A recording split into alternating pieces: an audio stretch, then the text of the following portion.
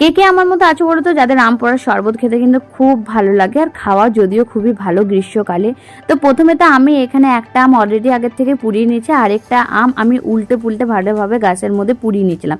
তারপর অনেকটা পরিমাণে জলে দুটো আমকে আমি ভিজিয়ে রেখেছিলাম, যাতে খুব সহজে খোসাগুলো আমি ছাড়িয়ে নিতে পারি। তো দেখো আমার খোসাগুলো প্রায় ছাড়ানো হয়ে গেছে। তার মধ্যে দিয়ে দিয়েছিলাম এখানে গোলমরিচ বাটা, আমার কাছে গোলমরিচ গুঁড়ো ছিল না তাই বাটাই দিয়ে দিলাম। তারপর পরিমাণ মতো লবণ, তারপর ভালোভাবে দু হাতে চটকে একদম মাখিয়ে নিলাম। তারপর দিয়ে দিলাম অনেকটা পরিমাণে। আর জানো তো এখানে না আমার আরও কিছুটা আম নেওয়া উচিত ছিল, কিন্তু আমি মাত্র দুটো আমই করেছিলাম। তো তারপর এখানে আমি দিয়ে দিয়েছিলাম চিনি।